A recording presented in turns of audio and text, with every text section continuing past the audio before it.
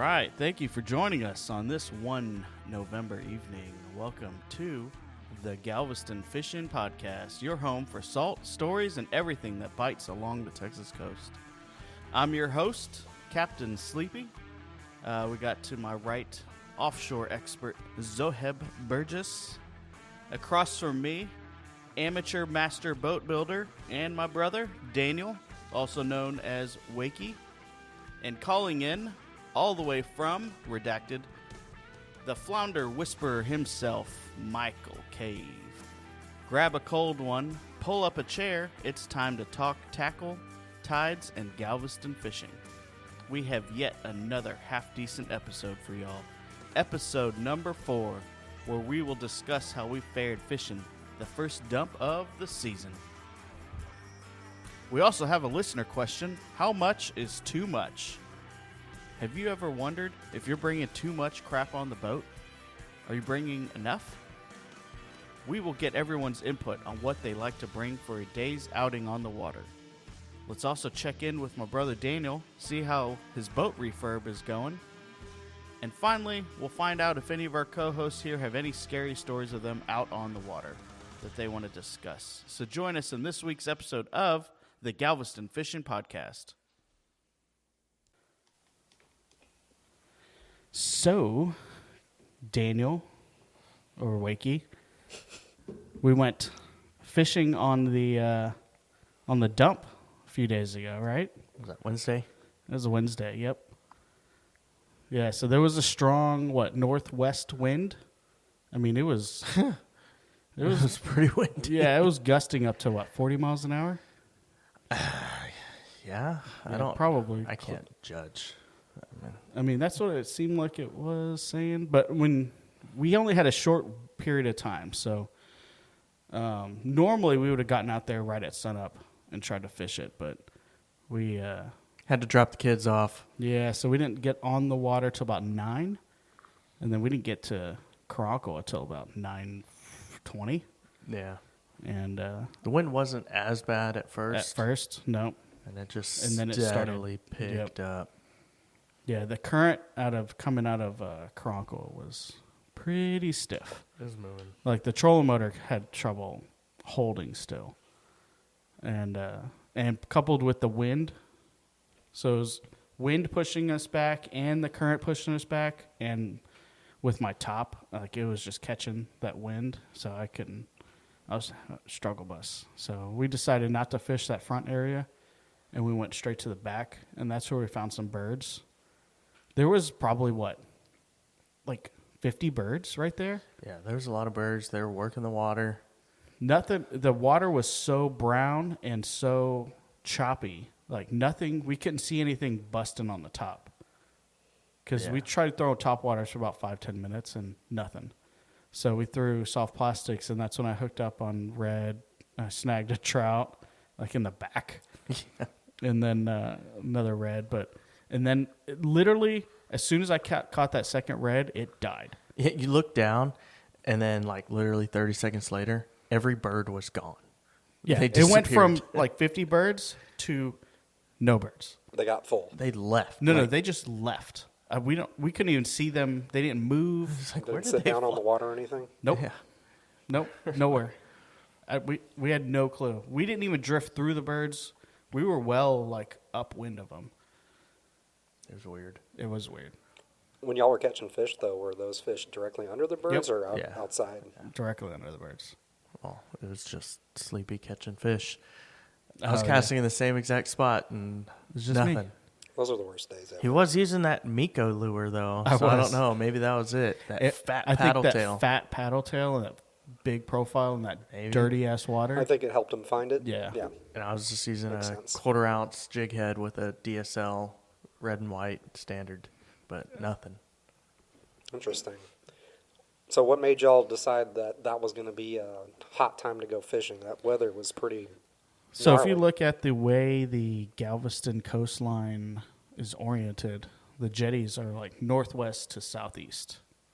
So, and all the water flows out of there for the most part, besides San Luis Pass. So any kind of northwest wind will kind of push water out. So, I mean, if you've been fishing the Texas coast for, any amount of time, wind trumps, tide charts 90% of the time. Because we don't have much tide. Our tides are what, a foot at most? Normal tide movement is going to be like a foot to half a foot. Like it's not like 6 feet. Insignificant. Yeah. So wind matters more. And that wind, once it gets to about 15, 20 miles an hour, it really kind of moves it around. So when I saw that it was going to be blowing over 20 for a significant period of time out of the northwest, I knew, like, all right, this is going to be good. I think the main issue we had was the tide was so far up. So the tide was initially already like a foot and a half to 2 feet above normal, and then having that northwest wind, it only brought it down to normal. I see what you're saying. It didn't really dump, and we weren't out there long enough because it didn't really dump that hard. We only had like a 4-hour window to fish, and it was only blowing hard for like 4 hours before that. So like the water came down to like normal levels. So it never really was flushing the marsh out. It never really did much to do any of that. Like, not until we left Karankawa did we finally see the shell over by where we got stuck. Yeah, at the entrance of Karankawa. Yeah. But, because on the way in, it almost looked normal. Yeah. Yeah, in. so all that recent high tide that's been flooding the marsh. So it was just unflooding it. It wasn't like draining it. Okay. Which, So I think that kind of like the fish didn't really feel a need to really kind of get pulled out yet. Yeah. Which is why we saw bait, but not a lot of fish coming out. Not a lot of bait. Well, I not mean, we saw- in Karankawa. When we went to Greens. Greens had a ton of bait, but it was chocolate milk. It was so Like What kind of bait, It though? literally looked like milk couldn't chocolate. see anything. Like Oh. your lure like disappeared like 2 inches into the water. Yeah, Yeah, I saw that video you sent me. it was nasty. It was like literal chocolate. But we milk. didn't try to fish it too hard. We left, and we had to be back by like 11:30, 12. So we had like 3 hours to fish. So I mean, it is what it is. I'm sure that evening or that afternoon probably was pretty good, but we just didn't have the time. But yeah, that northwest wind. If you see a northwest, Usually, it's good. yeah. Yeah, it just makes the water nasty.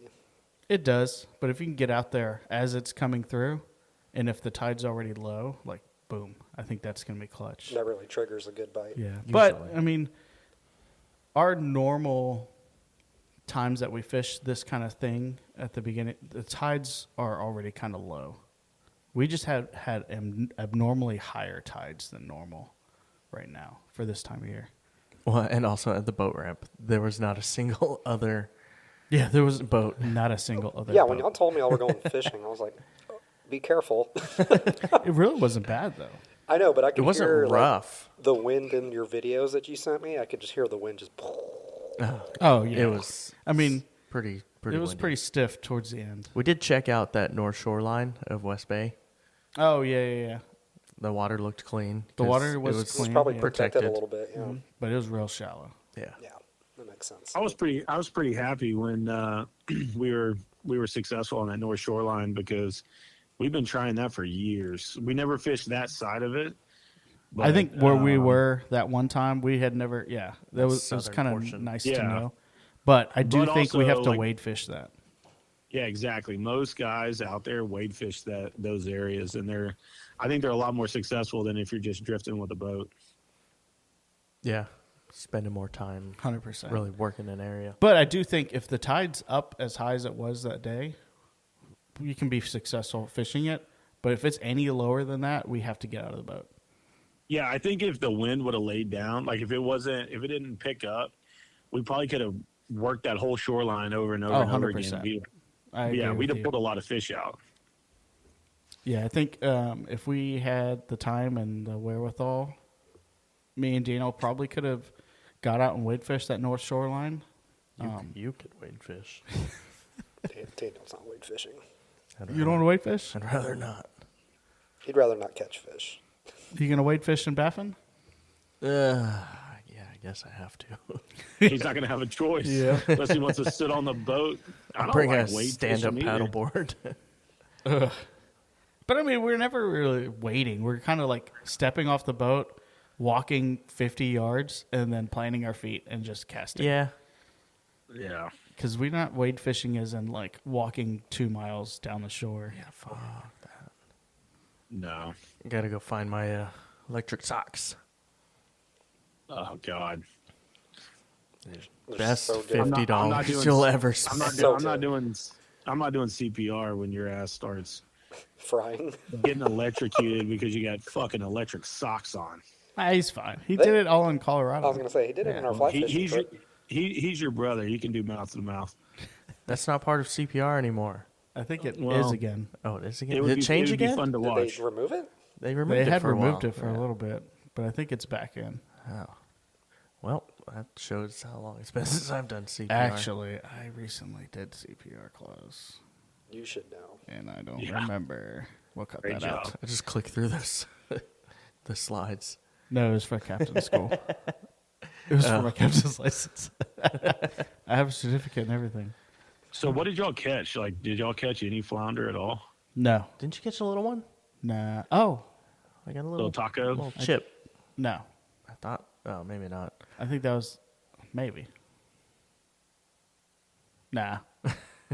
Probably not. I don't Oh, no, think so. yeah, we talked about, we were like, feel like we should be catching flounder right now. Yeah, because we even went. The cleanest water was over by the 2 poles in the back. Yeah. That water was booking it. Yeah. It was booking it, and just And bait. casting right into the wind and, ugh. But pain in I the mean, Well, and the problem too is like letting your bait settle to the bottom to get to the flounder. well, and when it's I was dragging ripping the like that. bottom, and I think that water was literally moving way too fast.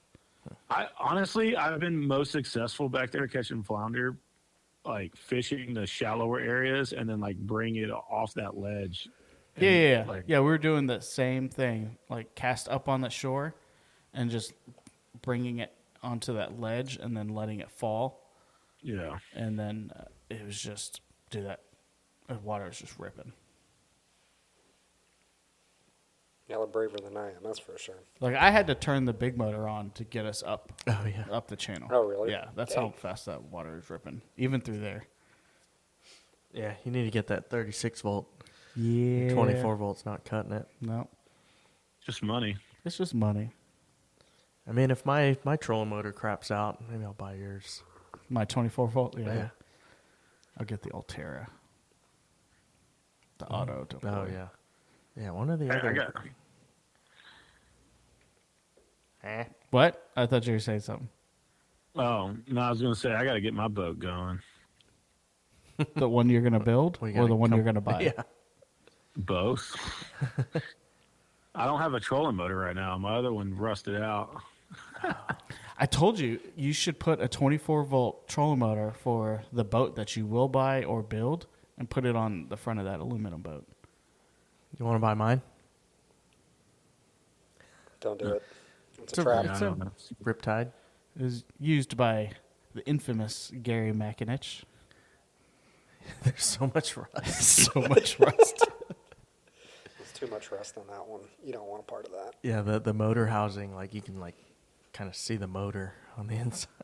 Oh, So- I bought that stuff you sent me, the water-based silicone Silicone spray. spray? Yeah, I need to go spray down the trolling motor. Yeah, I'm wondering if I should do that for mine too. Probably Oh, not yeah. a bad idea. What was that? Like the required maintenance on that That Kraken? Garmin. Yeah. Yeah, so Garmin in the owner's manual says you're supposed to wipe down the trolling motor with a water-based silicone spray using like a microfiber cloth. I mean, how many people do you think actually do that? 3.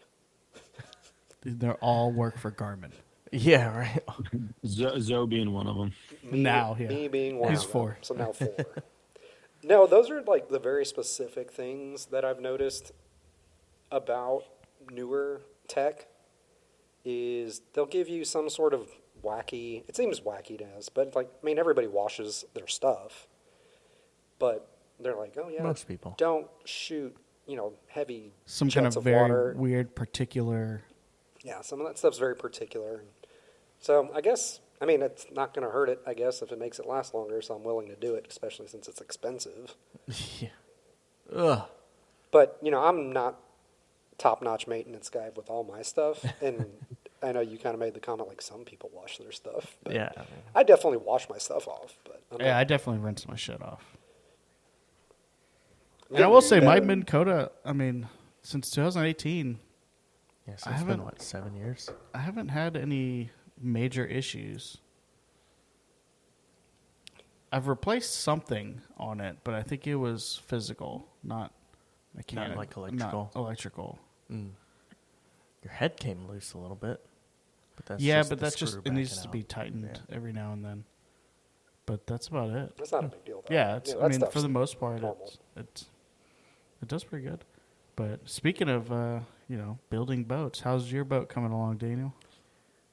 Well, now that I've got the boat in the garage and I can work on it without having to uncover it every time, I can go do a little bit at a time and, get shit knocked out.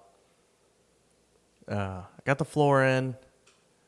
By himself. Yeah. Yeah, this was an incredible feat of Asian engineering that I saw. You I did, just used a couple pulleys. and stuff, but it was hanging from your garage. Lifted that one-piece floor into the air and then back to the boat and underneath it. And Did you ever take any pictures of it? Yeah, I got pictures of. We'll post it up on the Instagrams. Yeah, I was going to say, post that. That looks crazy. I mean, it was pretty janky. It worked. But it worked. Yeah, as long as it Yeah. works. So I got the floor in. It's glued down, or adhesived in. And then I've got the tabbing all around the edge. Well, half of the edge, I got it fiberglassed in. Then I'll fiberglass the rest of it. I'll do a couple layers of fiberglass, some 8-ounce, and then 1708. It's glassed on every side.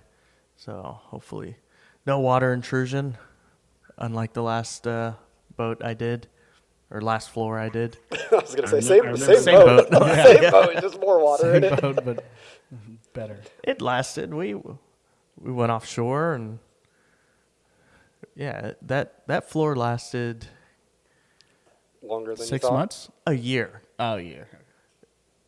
and I did not do that right at all. So what would you say is the biggest thing you learned from that previous floor that you put into this one? Glass both sides, and use marine grade plywood, not cabinet grade plywood that was left over from your parents' countertop job. I did not know you did that the first Did time. you use Marantzi or Okume. Okume? Okay. Yeah, she was like $120 a sheet. Yikes. Yeah, it's not. But it's I not only needed expensive. 3 It's not sheets, cheap. so Yeah, it's not bad. it's like for No. quality floor.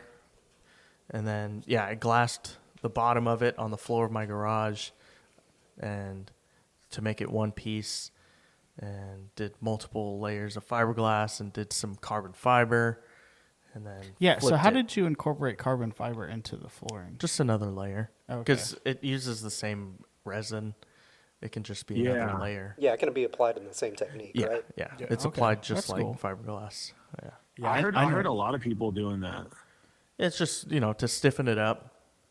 Because, I know nothing about fiberglass. So, like, fiberglass, what's the difference between fiberglass matting, and, like, carbon fiber matting? Or, like, am I even saying any Yeah, of you've that got correctly? regular woven fiberglass, and then you've got chop strand mat, and then you have like 1708, which has fiberglass matting with chop strand mat attached to it, and It's like Tylenol extra strength. which 1708 seems to be like the most common type of material used in boat building. You can use multiple different types of resins like vinyl ester, polyester, epoxy. I'm using epoxy.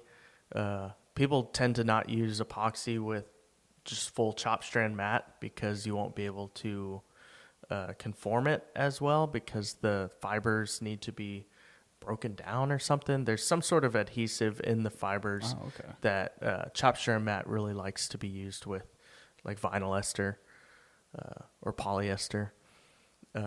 But I like working with epoxy because it's just simple. The pumps are easy to use. I don't have to use like drops. Yeah. And putting the fiberglass down is pretty simple. Is that different kind of fiberglass than like what's like on the hull of the boat? It's the same type. Same type. Okay. Yeah. Just however thick you want it to be. You can either do multiple layers or you can use different weights of fiberglass. So weights is in like thickness of the thickness. Okay. Yeah. It's like 8 ounce, 10 ounce, 12 ounce. It's all the weave, like how much resin it can hold in a specific, like, I don't know, square inch or something. Oh, some kind of whatever measurement. Yeah. So I'm using a mixture of the 1708 and like 8 ounce mat and the carbon fiber. But the carbon fiber I got on clearance from somewhere, so I've got a roll of it, and I got it for like $200. Yeah, I've heard carbon fiber has actually gotten cheaper to purchase. Has like it? As a regular? Well, just from when I bought it, what like it used to be like 6 years ago, 10 years ago. Like it's the fact that you can just get it on Amazon now. Yeah, it's like $40 a yard, I think. Holy shit!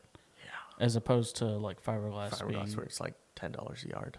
Oh wow! Okay. Yeah. So use it sparingly. Yeah. How much fiberglass do you think you've used for this floor? Oh, so far, just on the bottom, I used 20-something yards. And you have an 18-foot boat? No, it's a 22. 22? But the inside of it, Yeah, the floor is 12 feet. The floor is like. Oh, 12 from feet. that front platform to the back platform. Yeah. Oh, that's right. That back of that boat comes in. Yeah. I forgot about that. Yeah, a couple feet Yeah. on the back. Yeah. Okay. So, Cave, you need to find out how much work he's putting into this. Yeah. I also replaced all the stringers too. Yeah, I saw that. I took out all the wood and put foam stringers and fiberglass. And do you feel like that was easier to do than like building a boat from scratch? Oh yeah, because building a boat from scratch, Your face said it all. The hull is like so complex. It's just like like you'd rather just replace stringers and a floor. Yeah, because the hull's already there. You already got the right shape that the shape's gonna be. So how'd you do the stringers to match the shape of the hole? I did like cardboard templates. Oh, okay. Yeah, cut them out and then cut the shapes and then I used like a styrofoam. Yeah, kind of. Yeah. Was it that like insulation, that pink? Yeah. Styrofoam insulation. Mm-hmm. Yeah. Okay. Yeah, and then I did templates and foamed everything in or fiberglassed everything in and made sure everything was level. Did you foam it underneath? Yeah, I did. What kind of foam? Is it a closed cell foam? It's a closed cell foam, and I did a mixture of there's like a lighter foam, and then there's a real dense foam. I did a mixture of some light foam and then some heavier one. I don't remember how they. Do you know like what what does like Boston Whaler do? I don't know. Because their boats are full of foam, aren't they? Because they're unsinkable. And do you know if?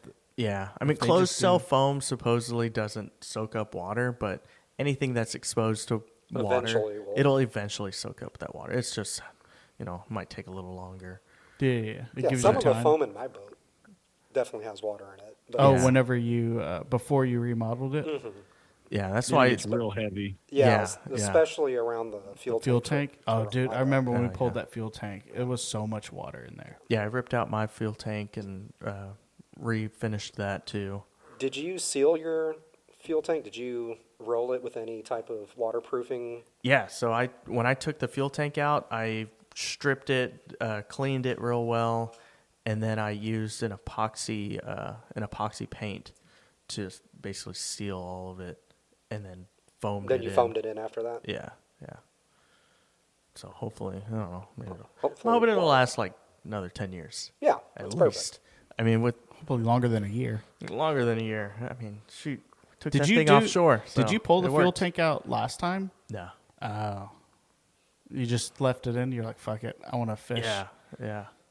I think I just did think we whatever I could. rush to, job more than anything. Yeah, I didn't even fiberglass the top of the wood. Okay, that's what I was going to The ask. I first was like, time. what is it that you did wrong? It did seem flexible. Yeah, I mean, I think it would have lasted a little longer if I fiberglassed the top of it. Yeah. At Did you least. even tab it in? I did, but I did Okay. a real shit job. I didn't even sand like the sides like down to the fiberglass, so like there wasn't really Had good nothing to grip to, adhesion. yeah. Oh, you just Yeah. fiberglass I was epoxied like- right to He it. said this will work.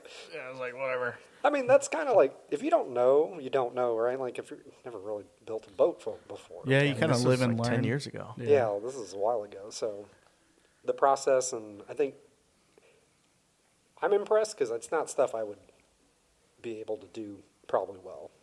Yeah, it's very unique that you have the space and time to be able to do that. Time. Did you have to replace the transom at all? No, the transom is solid. Oh, okay. Yeah.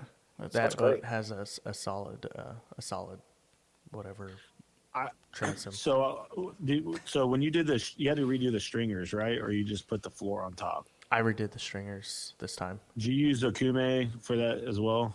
No, I used foam.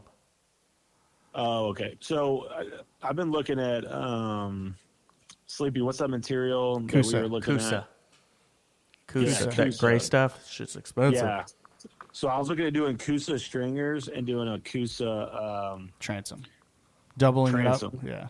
Yeah, I mean, yeah, Kusa's doubling great. up the transom, and then that way, like when I drill into the back, I'm not worried about rot or anything like that. So I have read about Kusa and using Kusa on the transom. The only thing, so whenever you have a wood transom and you screw into it, it's solid. It's a solid attachment, Right. a solid point. Yeah. But you with the Kusa, you worry a little about brittle. stripping. Yeah. Yeah. So you have to be real careful about what you do in there. But if you're drilling through and bolting through, yeah, then it's Yep. fine. And then the only thing you need to drill into is usually like a transducer. And then if you just do like a 5200, like a block, Like a block, yeah. and then you can screw into that block and not have to worry about screwing into the Kusa. Well, we did that for yeah, for the our solo solo skiffs. skiffs. Yeah. yeah. Yeah, that way, because, you know, that whatever that material is, the plastic on the I just solo don't want to skiff. do that for anything that's like under load. Yeah. Yeah, no. But it's just a lot to think about. Oh, I did drill through the transom for the underwater lights, Oh, well, yeah, which those actually worked pretty well. they did. I like That was pretty I'd like fancy. your lights, yeah. So what's the next step, Daniel? What are you working on next? So finish tabbing in the edges of that floor, and then I'll roll on, or I need to dry fit the fiberglass so that I can, because I'm going to do 3 layers, so I can roll it on and have it ready to go, and have it fit, so I don't have to cut it and while it's Piecemeal wet. it, yeah, while it's Yeah. wet. Oh, so are you going to put it on wet, or are you going to put it on dry and then roll the epoxy onto So the I'm going to wet down the floor with epoxy and then roll the fiberglass on. Okay. Because I heard there is like 2 or 3 options on how you want to do that. Yeah, I want to make sure that wood is soaked because I don't Okay. want it to Soak up the epoxy. soak up the epoxy and then not. I don't want it to pull that resin out of the fiberglass. Okay. No, that makes sense. Yeah. Okay. So I want real good adhesion. Yep. No, yeah. And then what did you say the plan was for the floor? And then I'm going to fair it, do like all fair, and then sand it, make it smooth. I'm not going to do the sand, the grip like, anti-skid. anti-skid. I'm going to do like a sea deck kind of thing. Or marine mat. Marine mat, yeah. So whatever probably some Amazon brand. Yeah. Some Some cheap. cheap shit. How do you apply that stuff? Is that the same type of epoxy type of deal to lay it down? It's like the marine mat seat No, it's deck? like a it's like 3M. sticker. Oh, it's like yeah. a sticker? Yeah. Yeah. Oh, It's pretty simple. simple. Just You, the you know hardest that part's mat, cutting out the mat shapes. I have on mine? I mean, that's just a sea deck mat. Oh, I didn't know that. Yeah, and you just Yeah. peel it off and put it on there. Yeah, and I want that so I can leave like an inch gap around the edge of everything so the water flows off to the sides and flows to the back. And doesn't get trapped under the. Oh, you're talking Where it inch meets. gap of the marine mat. Yeah. Yeah. Not Water- like floor. So you Okay. can have, yeah. That's what I was like, what the hell? I was like, this is why you have issues. You're doing weird shit No, just have an inch gap around all the edge of the marine of mat. the flooring. Yeah. Okay. yeah. So that the water just kind of flows off to the edge. It pulls up on the edge or the side and flows to the back. Are you 'Cause gonna I got have drains in the back. Okay, I was like, you had drains. I remember. Yeah. And I can't drain it to the outside. I have to drain it to No, the it's not bilge. self-bailing. Yeah. Which, it's a little sketchy, but never Well, had it's any just issues. every other boat. Yeah. I'm Yeah, just it so should be used fine. to You're- the self. You're just used to my boat. Yeah. Yeah, but your boat keeps water in one side for some reason. I think you just have a little leak. I have a leak in, Somewhere. in one of the through hole fittings. It's just one of those I haven't touched since I bought the boat, and I think that's the one I got to reseal. I mean, it is what it is. It's a 7-year-old boat, so Yeah. it's just through hole fittings need to get Yeah. Re- Maintenance, 4200, re 5200, recocked. caulked. But yeah, Cave, your boat, when the water drains, it drains into the bilge area, right? You don't have a self bailer either. Yeah, correct. Yeah, it all goes to the bilge, and then I got a bilge pump that Yeah, bilges so it I out. mean, Okay. same thing. I mean, I think most boats are like that. We're just used to my boat, Yeah. where I don't even have a bilge.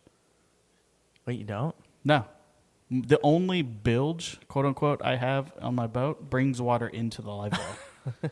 Okay.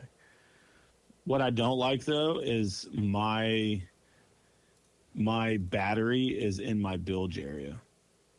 Yeah, that's weird. It's in a tray at least, though, right? It's in a tray, yeah. But it's But still, I'm not a big fan of that. yeah. I mean, it is odd. Well, my batteries were in both in the rear compartments, right? That's why I moved them And, under the console. and we always had battery issues. Yeah. I mean, yeah, you're bound to get corrosion and I mean, just sitting in a even wetter environment Yeah. than a normal boat. Yeah. You know what I mean? Yeah. Have so you had I battery sprayed issues? the terminals. Yeah, that's probably that's a good Yeah. idea. some sort of corrosion X or But Zoe, Well, the boat was on the water all the time, so that's why we always had issues. Oh yeah, totally. yeah, sitting in the lift. Yeah, I'm glad I I- moved those midship. I spray it with that red stuff.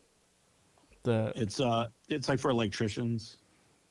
it's Is the it like a Corrosion ge- X. is it but like a the- gel? No, it's the Corrosion X red bottle, which is like for electronics. Oh, okay. So it's No, not. it's not. It's not Corrosion X though. Oh, it's not? like no. It's like if you go to Home Depot or wherever, like how you have the dielectric grease. Yeah, yeah.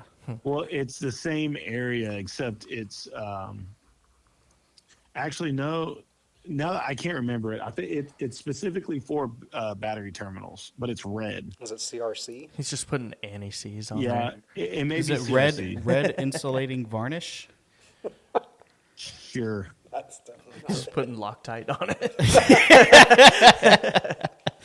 No, Yeah, I this think thing's I know what never you're talking coming about. I think it's electric ought to do it. varnish seal.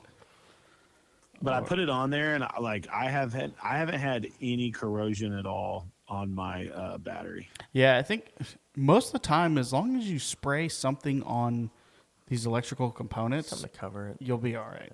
And you just have to will be say, though, consistent with it. Knock on wood, I've never had water in my bilge. I have.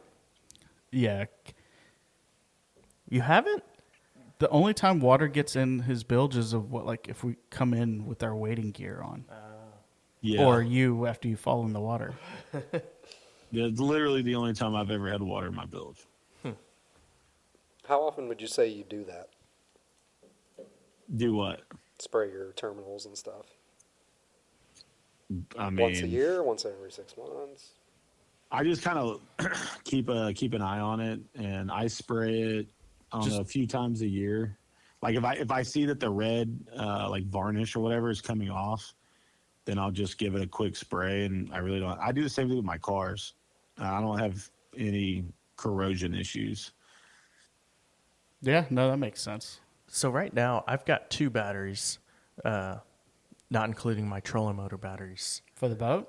Yeah. Holy shit. I'm thinking of just dropping down to one and just doing one of those lithium For the lighter. Lithium batteries are not good for starting. Really? So- I would. So No, they, no. No. that's not true, but like especially, but it's probably not good for older engines. older engine. Yeah. Yeah. I would Oh, stick really? with. I would stick with a Lead regular acid. lead acid or AGM or something. I don't even know if AGM, the alternator probably doesn't have the right output Might unless not, you. it might not. Yeah. Yeah, to charge an AGM. I would just stick with a regular interstate battery. Yeah. But I was thinking of dropping down to one. You probably What are fine your with just accessories? one. I have one on mine. Yeah, I mean, I just need two have- now. For You some need reason, two? dude, I'm dropping.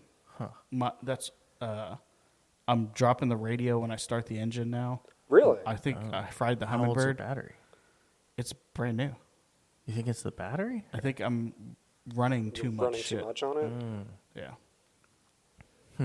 I don't know about that. I don't know. I don't know what your Also, draw is it's on it's a lot the of stuff. fucking Academy brand at Interstate. It's an Interstate, Yeah. Yeah, it should but be it's good. Academy. So I don't know if it's like I thought Academy was what, Quicksilver or something. no, that's Mercury. That's Mercury. Oh, They sell Quicksilver, oh, but they also sell Interstate. yeah. Yeah, I mean, 'cause all you're- I've got No, I was gonna say- radio, the fish finder, bilge, and live oil pump. Yeah, that's I'm not a lot running of- It's all the the electronics. Simrad, the Hummingbird, the radio, trim tabs, jack plate, Oh, my lights. power poles, lights.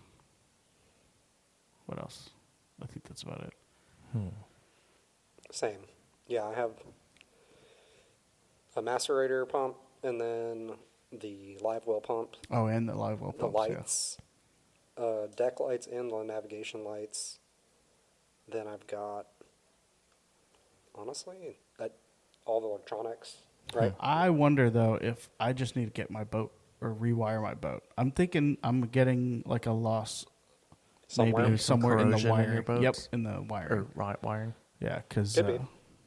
it's a fucking mess in there now. Oof. After all the additions I've added and random things like. Also, the grounds for this boat are not under the console. It's in that storage in front of the boat, like in front of the console. Oh, okay. On that front locker? Yeah, Oh, it's weird. dumb. That's weird. Yeah, I mean, it seems like it'd be like the driest spot. yeah, but under the console would be fine too. Just Yeah. on the wall Yeah, and all in one place. that would make sense. Yeah. Yeah, it's a pain in the ass when I add a ground, and I can Yeah. barely put my Wire hands into in there. there, And then now with my tower, like it's definitely inaccessible. So I think I'm gonna move everything. I do not. I think I'm gonna rewire the boat. It's just gonna be a lot of work. That's it. Yeah. That's a lot of work. I mean, when I redid the trailer lights, I took all the wires out, all the lights off, You ran your ground ran all the grounds to a bus bar and then at the tongue, right? So every connection from the trailer light is one connection to the line. So it's like one solid connection, and it's like triple sealed with heat shrink, another thing of heat shrink butt connectors, a heat shrink sleeve, and then liquid electrical tape. yeah. And then it runs all the way to the front, and then it joins together where it's like two goes to one line, and then those lines go into the bus bar, and everything is grounded up at the front. Yeah. So Because nothing's- grounds were always the issue. Yeah. That's So, what's going to but yeah. corrode first. And this is the longest I've had no issues with trail lights. Nice. Yeah, I got to change my amber lights out because they're On the side? on the side. Yep. Now they're screwed up. Well, so those don't have a separate ground.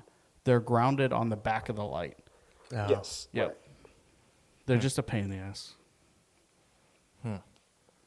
What about for my trolling motor batteries? You can Can- go lithium on can I this. go? Yeah, Yeah. Go lithium on that. Maybe even do one lithium. Yeah, I was thinking of doing the one 24-volt lithium. Do a 24 volt 50 amp Yeah, I've got a 36 volt 50 amp, and that lasts all day. Yep. Yeah. Yeah. I don't know why I did two 12 volt 100 amp. That's overkill. And You'll never need I all can that. go like a week. Fuck. I will say longer. when we go to Baffin, it's gonna be nice because I'm not gonna be able to plug in. And That's true. we'll That's just a good point. Yep. And we'll just be able to use the trolling motor the whole time we're there. Yeah, I don't think you'll need that extra capacity more than 50 amp. No. I've found it's been plenty, and we do the. Really? And are you offshore- just gonna put the battery up in the front? I think so. I did do plumbing for wiring Yeah, to just the in case. console. Yeah. But I'll probably just put the battery up. I in mean, front. Zoe does that for his. All the wiring's up there. You don't have to run a long lead. Yeah, there's no don't get any loss. voltage drop There's no out of loss that. of drop. The breaker's up there. Everything's up there. It's fully enclosed up at the front. Yeah, I'll probably do that. Yeah, I think that was a smart idea. There's no issue with running lithium with the trolling motor. Yes. It like you can't No, run it too hot, right? Zoe's Like, is fine. His is a his- 'cause brushless His was made for Oh, that. brushless correct, motor. yeah. Mine, you can Minn Kota says up to 8.5 Oh, the speed. setting. the speed for setting. extended period of Extended time. speed. Yeah, Obviously, I mean, I'll go 100% for short bursts, yeah. but otherwise, if you do that too long, you'll overheat the motor. Yeah, on these older Yeah, brushed on the motors. brushed motors. Yeah. So I gotta remember So that. especially if it's like in the middle of summer, I definitely Oh, don't do yeah. extended time. But in the winter, I'll extend it out a little bit more. 8.5, 9. Well, like when we were fishing, I was on 10 the whole Oh, time, yeah. trying to struggle to keep up. I mean, because if I went down below 10 at all, You're going backwards. yep. We were going backwards a couple times. Yeah. Y'all With the brave coupled with the wind, elements. it was insane. But Yeah. Next week I'll have the floor done. Sweet. so after you do the floor, what do you got? Center console? Throw the console on. Console's good to go. It's still it did get a little bit of a chip whenever we took that old Honda motor out of the garage. Well, Oh, Zoe's old yeah, outboard. yeah, yeah. We had some crackheads come and pick it up. I mean, that was adventurous. they were zonked out for sure. I wish I was there. For I that. thought one of them was going to die. Oh, trying to lift. They They were they lifting it- crackhead it into the back of the truck. Yeah, The this is stand a and everything. The stand you 225? built, David. Oh, that heavy ass. The stand itself was heavy as fuck. Yes. Was it a 225 Honda? Yeah, Yeah, that thing the weighs four-stroke. like And they fucking 646 manhandled pounds. it up Frickin' into the truck. Honda Odyssey motor. I was impressed. They got it, but Meth will but make they you do some crazy it's- shit. It fell over Yeah, there was and oil fell. everywhere. Yeah, the oil spill, and then it kind of hit the corner of my center console, so it chipped it a little bit. Are you but gonna be able it- to? Are you gonna try to fix it, or are you just gonna let it go? I'll clean it up a little bit. Throw I some won't- gel coat on it. Yeah, I'm not gonna like gel. Is it a coat. gel I'm coat not gonna- chip or is it fiberglass? It's a chip? little bit into the fiberglass. I probably won't even gel coat it. I'll just sand it down and just fiberglass, Fiberglass it in. Yeah, I don't care what it looks like. I mean, you saw what I did underneath my boat. I didn't gel coat it. I just 5200 it. What do you mean? All the I didn't- holes, Yeah. What part? or not holes, but scratch deep The gouges deep gouges I had that had fiberglass exposed. in the hull. You just covered it with 5200? Yeah. I smooth. I mean, when I didn't know that. when I get to fixing it, I can grind Grind it it down. down. But I was just like, I'm tired of this being exposed. It's been exposed for like a year and a half. So I was like, well, I'm already using this. I think it was 4200. That I'm just gonna Once you open it, Once you it's open it, ruined. you gotta. So I was like, Yeah. fuck. It. So I just got under the boat and just started, boop. Going to town, huh? Yeah. So it looks like just a bunch of white spots underneath my boat. Too bad it's not aluminum. You just weld it. Just weld or shit. Is yours welded, Cave, or is it riveted? Riveted? Do you fall asleep? For what? Your boat. Your boat. Is it riveted It's- together or is it welded together? No, it's welded. Who makes it? Excel. Excel. What was it? F4? Is it F or is it Viper? Or Yeah, what? it's a XL F4 shallow water. Oh, okay. Thing is Yeah. sweet. Because they had a center console option, didn't they? I don't think they have it for the F4 model, but they definitely make A center They console. make, yeah, and honestly, like I wish I had a center console. Like with the That surface Mud drive. motor. with the mud motor, that would be pretty Yeah. sweet. Yeah, that Yeah, tiller so tiller's pretty heavy. Well, yeah, and like sometimes, dude, like it tries to rip my arm off. Yeah, if you hit like some unexpected mud or something, and it just kind of jerks you. Honestly, it's more so like when I'm turning. Like if I'm turning like in the mud, or if I'm like I notice like whenever I want to go turn into Karankawa, if it's ripping out, like holding on to that thing Oh, really? and not, oh my god, it is brutal. Like if I'm hauling ass and I'm trying to rip in there, yeah, dude. Like one, like it's hard to hold on to that motor, and two, like because it's a like a semi V, it's like flat bottom with a V front. It tries to slide out and kick out from underneath me. Yeah. Could you convert it? To like a Maybe like V-hole? convert the drive like to like a side console maybe to do like traditional steering. Probably. I mean, I would probably just get a new boat. No, I think it'd be way too much work. really. Yeah, Maybe get like a you'd have to box welded move. or something and Well, put it's not even steering on that. it. It's the engine is a tiller, so all those controls that are on that tiller's got to move somewhere. Yeah, it's not Yeah. really set up for that. And then like duck Yeah. hunting out of it would be a nightmare with putting a center console and shit in there. Yeah. Well, I mean, you could do a side console like Samir's boat. Samir's a center Yeah. console. Was it center? Oh, Yeah. yeah. No, I think honestly, like, because I've gone back and forth. I was like, if I'm gonna build a boat, I was like, I might do a side console. It depends. I think if you're going to be serious about fly fishing, side console. I like the side console. The side console tends to have like got more space. lot of space. Better, useful space. The center console is good for like all around, like and more solo stuff. Because if you're side consoling all the time by yourself, you're just constantly like on one side of the boat. Yeah, I agree. I think that kind of sucks because like all your weight's on one side. But if if you got another person to sit on the other side, easy.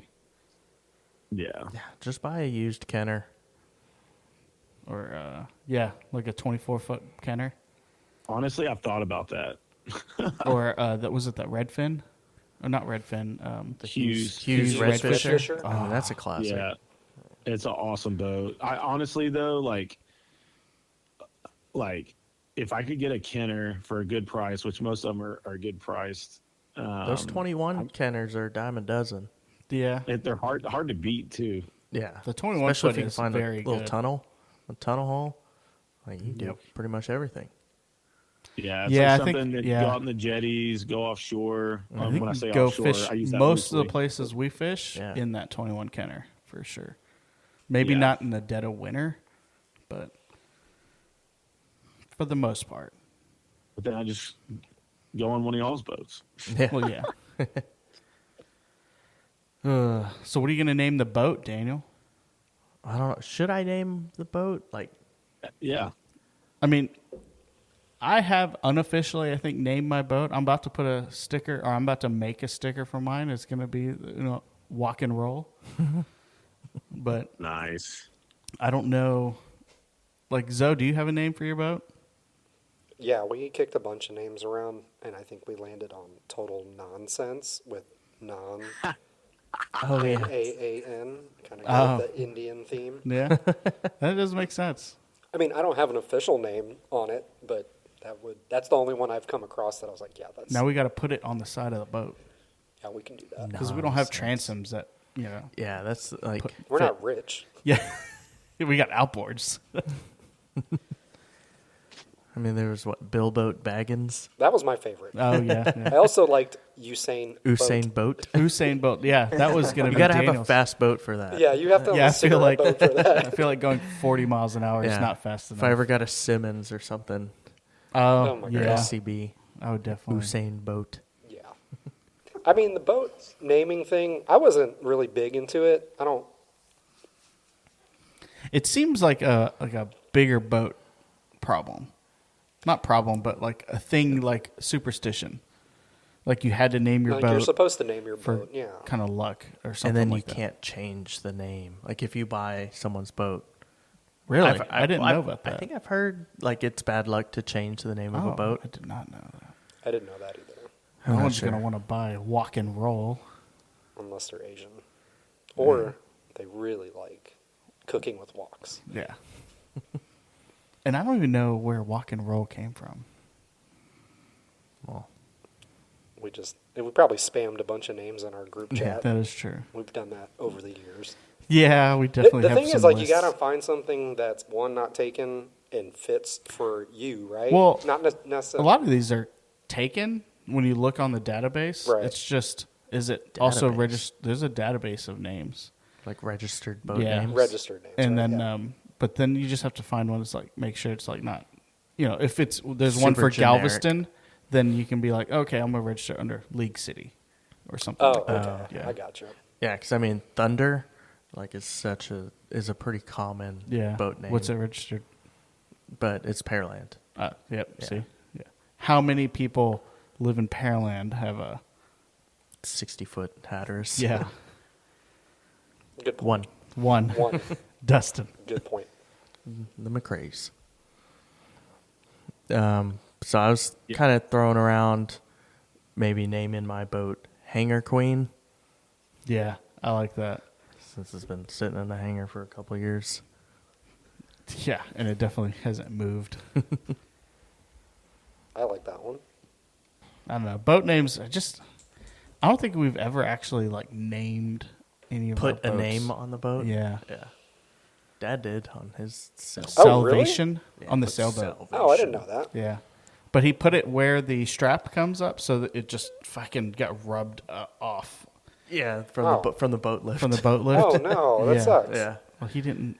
think He that also Pick that used like the letters that you buy from Home Depot, the single letters, and just put like it. for your mailbox. Oh, Yeah. your dad would do that though. Yeah, that's very much like my That's dad very thing. much Yeah, 100%. That's really I funny. was like, just spend the $6 on Amazon to get it custom made. So, if you guys were gonna do like a name on the boat, what do you think? You just gonna get numbers off of Amazon, or y'all trying to have No, something no, so custom made done? I'm gonna do it on the side of the boat, and I think my Cricut printer, I'll do one letter at a time Oh gosh. and make it like a foot tall, Okay. and it's gonna go all. But I'm gonna put like Your masking sides tape. aren't even a foot tall. I know, but it's gonna show.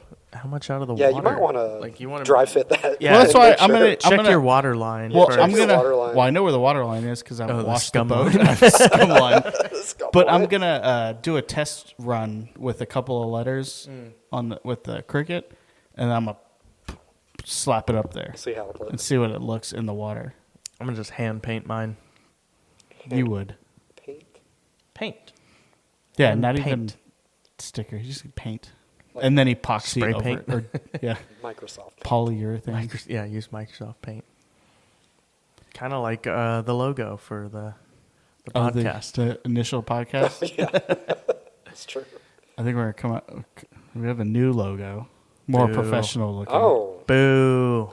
I liked Boo our earns. line. Boo. I liked our whimsical. The problem was it's Hand-drawn. hard to be like a logo, like on a decal Right. or something. This looks like more professional, Yeah, it looks good. Does and it's look more good. compact. You guys check out Yeah, the new true. logo when David posts it on our Yeah, site. it's gonna go on the back of the Lexus and then on the side of the boat. Do y'all want one for y'all's cars? Yeah. Y'all don't have to put it on your cars. I'll put one on the truck. Yeah, you can put it on the truck. Yeah, absolutely. I'll put one on my truck. Ah, there you go. I'll make some. I might make a big one to put on the back window of my Lexus eventually, because I think on the side rear windows I'm gonna put the guide business stuff. Yeah, that's probably Yeah. a good idea. Yeah, give me one. I'll definitely put it on Yeah. there. Yeah. I would have to wash Kendall's my actually car. putting one on her car. Really? Yeah. Oh, that's nice. She wants the smaller version though. Yeah, that's fine. And so does Ashley. enough. But I mean, Ashley sits in the parent pickup line all the time. yeah. So she's like, yeah, it'll get some exposure. Yeah, nice. So Yeah, I mean, I drive we've all had- around the city, so We've had a decent amount of people like downloading all over the United States. It was kind kind of weird to see looking at it recently. So like obviously majority of our listeners are from Texas, which, That makes tracks. sense. Yeah, that tracks. But then, California, Illinois, Ohio, Nebraska, and then, New York, South Carolina, Virginia, Florida, Massachusetts, Oklahoma, Pennsylvania, but the most oddball one, England. We have one listener in England. Do wonder. I wonder, is there a city called Galveston in England? And they were looking for some. Yeah, and they're like, what the hell is this? But if you are the listener from England, please shoot us an email. We'd love to hear from you. Absolutely. That'd be Yeah, super that'd be fun. hilarious. We'll send you a sticker. I'll send you a sticker if you just contact me. That'll be cool. Yeah. It's an expensive sticker. Screw it. That's worth No, it. that's I'll cool. do That's it. fun. That's hilarious. No, that's cool that we're having like listeners finding the show all over. Well, Cave made a good point the other day. What did you say the other day? Why we think? Well, but you're talking about like just all of our friends, or you're talking? Yeah, because we have a lot of friends in the military, Right. And they're kind of spread out all over the U.S. So which, and the globe. So. yeah, but no one from England. That's what's odd. I don't know Some people anyone in from Germany. England. Yeah, Germany. I have some people in that would Germany, make sense, right? but Yeah. like California makes sense. Ohio makes sense. New York makes sense. Florida kind of makes sense, but like Oklahoma, that's kind of odd. So is Nebraska. I don't know anyone in Nebraska. Is there Galveston, Nebraska? Maybe they're probably I like, think there's a this Galveston, isn't bass fishing. Indiana. But that's cool. That's really cool. that Yeah, I think people it's are pretty cool. listening Just from all over. seeing how that's growing, but it's been pretty cool seeing how fast it's been kind of gaining some speed. But we're discussing the boats and all that stuff. But let's go into. You ever wonder if you're bringing too much stuff on the boat? All the time. That has been a problem for me ever since my kayak days. Too much gear. Yeah, I'll start it off, I guess, like I had the Pro Angler, and oh my God, this Cave can remember whenever, Yep. like, you would bring your kayak and like a bag and a rod, and I had my Hobie kayak, and then that fucking Yak Attack crate. Yeah. And then in that crate was like 5 boxes of fucking shit, and then a bag of soft plastic, like the big, large soft plastic worm bag from Bass Pro with like 10 sleeves in there. And then I had 4 rods. I brought way too much shit. And it's taken me 15 to 20 years of fishing to finally get to the point where I can sometimes bring only 2 rods. Most of the time I still bring like 4 or 5. And like a whole bunch of tackle, but I don't bring too much. But we'll go around the room, see what y'all do to kind of mitigate. Cave, what do you do? What do you bring? What is your thought process when you bring stuff?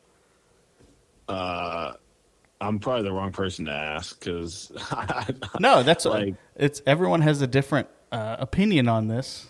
So what's your whenever you go fishing, what do you do? Because I know what you're gonna say, and it's hilarious, and I think there's a lot more people that do that, and I think it's funny. Yeah, I mean, honestly, I have like my confidence lures, and like there's literally only 2 of them.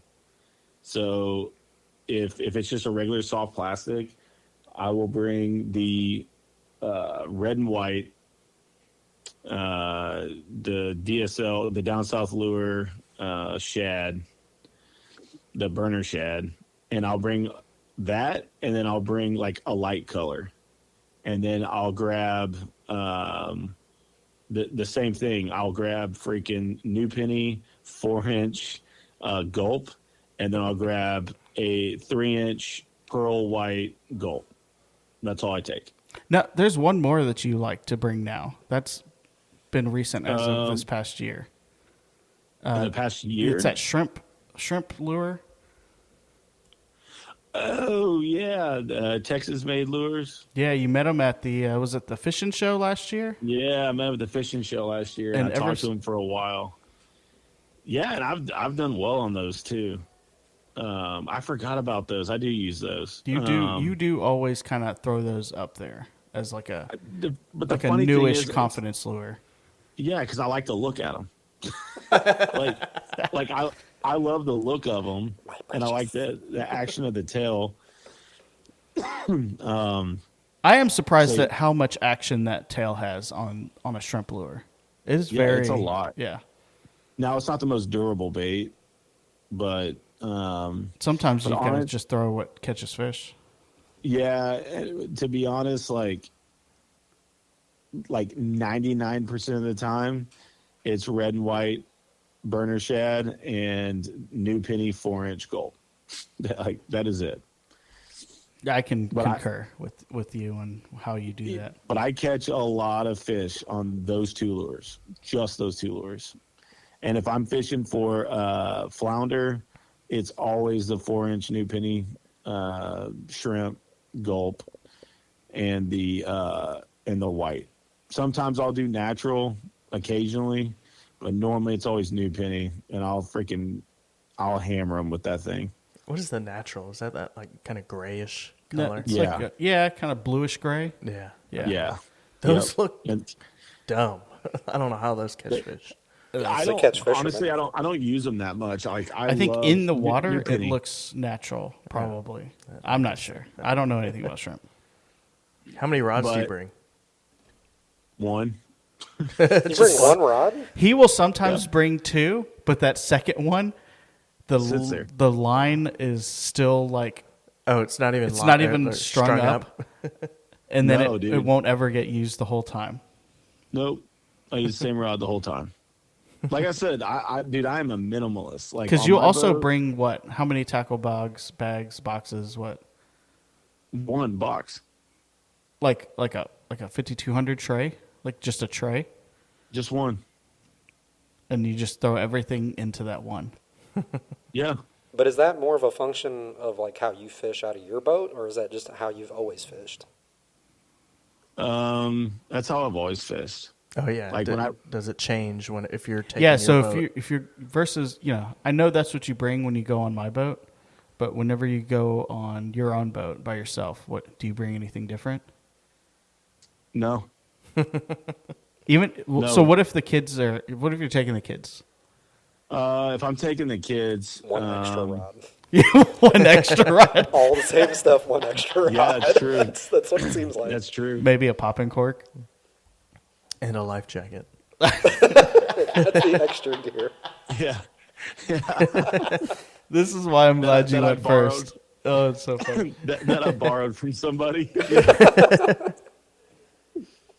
Yeah, so no, like if I'm taking my son or something, like I'm not gonna lie and say that I bring live shrimp. I probably should. But normally, yeah, like I'll bring a spin cast reel for him and I'll have my rod. I don't honestly, I just bring an extra rod. Like I don't. Yeah, you just throw a popping cork on his and gulp, and that's it. Yeah, popping cork, gulp, and then sometimes I'll bring like one of those small like freight bill live wells, and maybe have some shrimp in there. But honestly, I don't even want to mess with it because like I'm not going to take them unless I know the fishing's probably pretty good. Just because I don't have a whole lot of time, but I'm a freaking minimalist. Like I'll go on your boat and I bring, like you were saying, I'll bring a rod or I might bring two. I never touch the second one, and I'll have one tray and maybe a couple of bags of gulp, and that's it. And then sometimes you remember pliers. Most of the time I don't. Yeah, I mean, because I always have pliers on the boat. Yeah, so I need to buy some new ones. My other one's rusted out and I can't open them. So jeez, just spray some WD-40. That's what I do with my stuff. I just walk the fish over to Sleepy, and I grab his Can you pliers out unhook of this the for me? bucket. Earn your tip, sir. I'm like, here, let me use your pliers. I find myself doing So- that sometimes too, though, so I'm a little guilty asking David to, hey, let me get your pliers real quick. Yeah. I don't like pliers hanging off of me, though. Yeah, I was snagging I like something. having them, but I have those Danco The sheath. Sheath. Primo pliers. They're like Your titanium. pliers are fucking nice. They're Yeah, they're I will real say nice. those are nice, but they are solid. Like they're very good. They're not cheap. They're not cheap. They're not cheap, but I've had them replace the The cutters? cutters before because you go through them cutting fluorocarbon and braid, but they've also replaced the bungee on them for me. Oh, that's cool. Yeah, Damn. they polished the leather one time. What? Yeah, Wow, ooh la la. This is Danco? yeah, I've got a. yeah. Because Dan- Danco has those premium pliers. They also have cheap $15 That's pliers. the ones I have. Yeah, that's what I And got. they The work ones that you just gave fine. me. Well, and they also have middle of the road $30 to $40 pliers. Yeah. So I mean, they have. Actually, I don't know. Which ones did you give me? I think I gave you like $30 pliers, Oh. not $15 pliers. Oh, okay. And I think they have like $7 pliers that are like usually in buckets at the register. Yeah. You just throw those away Yeah, after one so trip. they have like a large array of different styles for different price points. Yeah, which the ones I you got love. are freaking nice. How much were those? Honestly, I don't know. I didn't get them. I didn't buy them. Oh. Christmas presents. I will say, that's nice. That is a good Christmas present. But they're like over $100. I mean, they're still cheaper than Van Stalls. Oh, those are Who? insane. Yeah. Have you never heard of those? He doesn't shop in that price tier. He's probably like, what? Yeah. The pliers I had before were Amazon pliers. They were like $17.99. Van Stall pliers, 6-inch. What do you think? I don't know. I can't even see them. Okay. I'll look at them. Van Stall 7-inch big game pliers look exactly like mine. Yeah. What? $150? $450. $450 Yeah, that's crazy. for pliers. I haven't bought $450 Like, worth of pliers. are they in my life. magnesium? Like titanium? I think that mine are titanium. They look very much the same as what I have. I think I saw those on Amazon for like $18. So what do y'all bring? So Zoe, let's talk about. I think it depends on if I'm running my boat or if I'm jumping on somebody else's boat. Because I bring two different sets of stuff. Yeah, so you have an offshore setup also, and then inshore. Yeah, so if I'm taking my boat, and let's say we're doing an offshore trip, I have specific rods rigged for specific types of fishing and specific species. So I could possibly bring 8 of my own rods. Something to troll with, something to bottom fish with, something to free line with or toss at a ling. Then I'm bringing bay rods for mahi-mahi, triple tail, that sort of fish too. So I've added more rod holders to the boat, and we fill up pretty much all of them. There's like 27 rod holders on my boat. But you need those rods rigged up, ready to go, because you never know when you're going to run into any of those species. Correct. Yeah, like the bottom one, like my bottom snapper grouper type of setup, I will change out to something else maybe. But it's so much easier to have something already rigged and ready and just toss it over the side at a fish, or hey, we're going to go troll for kingfish or something like that. And it's easier to have. I mean, a lot of those rods can double up. You know what I mean? Like I can use my trolling rods to bottom fish if I need to. I can use my free line setup to bottom fish if I need to. I can kind of make the rod do what I need it to do, but a lot of it I rig ahead of time. The other stuff though, like on the boat, like gear wise, I've got a lot of redundancy. So like all the safety stuff, we've got multiples of. A lot of I try to keep a couple of pliers on board, a couple of knives on board for cutting bait and stuff like that. Life vests obviously for every person on board. I think with offshore, there's a lot more gear to bring. This definitely seems like there's like way more. The EPIRB. Yeah, Oh, my yeah. EPIRB, I make sure that works, and I've got VHF handhelds, and I've got a lot of other extra stuff that I think not necessarily you'd use in the bay, but it's good to have. Like if we're going bay fishing, honestly, I take 2 rods, 3 rods max. A spinning setup that has a popping cork on it, and then like a bait caster with a soft plastic rigged up, and maybe a gulp or a topwater or something. Like I don't really throw topwaters that often. Say you jumping on my boat. What are you bringing? I'm bringing 2 rods, one with a jig head for soft plastics. I'm bringing 1, maybe 2 tackle boxes in my bag. That little Grundon's bag you got me, that little black one. Oh, you switched to that because you had like a Plano bag. Oh, you had the ugly stick backpack. I had the ugly stick backpack, and it just literally fell apart. Well, you had it for a while. I had it for like 10 years. I was surprised. The zippers finally gave out on it, and then the tracks froze on it, and I was just like, I'm just going to throw this away. But yeah, no, so like if I'm going with you guys inshore, it's usually 2 rods. One's for, popping cork or a jig head setup. Then my soft plastic's kind of like what you do, Cave. I keep a small like weighting box, and it has jig heads in it, and it has a couple bags of 2 colors, red and white, and maybe some lighter color, green or something. And then there's, 1/8, quarter ounce, maybe a half ounce, maybe a 16th ounce of jig heads in there, somewhere in there.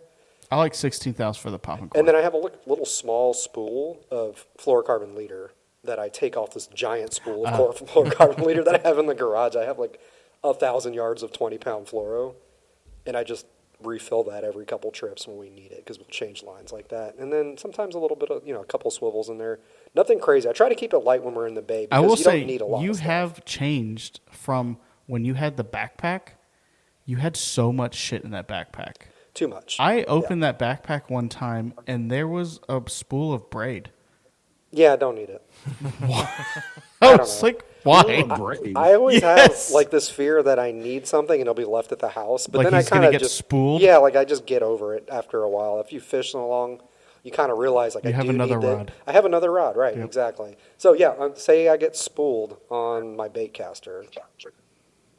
How many times have you been spooled? 0 times. Yep. So unless I catch a jack the size of whatever the Texas state record is. Even then, we're going to chase after We're going to chase it more than likely.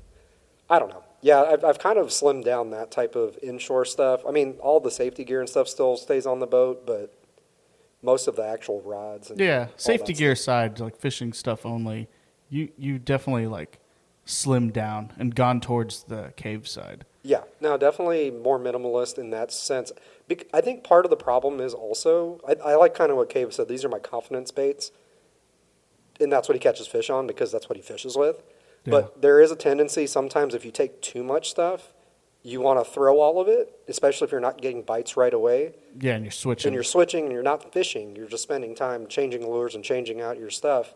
Yeah, we know a guy like that. Oh, I do too. And he buys all the gear and he wants to use it, which is great. Yeah. But also how effective, like how good of a use case are you getting out of each lure if you're not giving it enough time to work? Yeah. Quote unquote, right? Because, David sometimes will change to like a matrix shad and I'll be throwing the DSL still. Yep. And he'll catch a fish. I'm like, damn, am I missing out? But you're usually like, you catch 2 more, I'll switch. Right. Yep. So I usually wait because once is a fluke. Once is a fluke.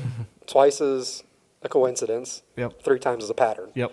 So that's what we usually say. So if David catches 3 fish on the same thing and I'm not getting anything on mine, then I'm switching. Yeah.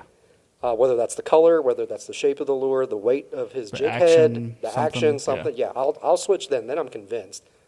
But in between one and the fish number 1 and fish number 3, he's going to pay attention to like, what is he doing working that bait in? Right. Is he swimming it in or is he hopping it on the bottom? And we talk a lot about, I mean, I don't think we've really noticed this, but I know we do it. We talk a lot about how we're catching fish. Oh, 100%. And I know sometimes people are just like, oh, I'm just making fun of my friend over here. But a lot of the time I'll be like, David, were you on the bottom? Was that on the fall? Are you casting? I mean, we were talking about that the other day when we fished the on Wednesday. Yeah. Like, I noticed Daniel hopping it back, and I'm like, hey, I'm just reeling it back in. And he's like, oh, shit, okay. Retrieve. Yeah, straight retrieve was working. I never straight retrieve anything, unless it's mahi-mahi. So I used to never straight retrieve until I started fishing Port A a lot more. and they straight retrieve a lot because they're not hopping off the bottom; they're Cruising over the grass cruising bed. right over the grass bed. Oh, that makes sense. And I've noticed I will do that. I'll incorporate that more often, and I'll get Try more it hits. every once in a while. Yeah. Right. You use a 16th ounce jig head so it doesn't sink as fast. I don't fucking use 16th ounce by itself. There's some people that do. I can't stand it. I can barely stand throwing an 1/8 ounce.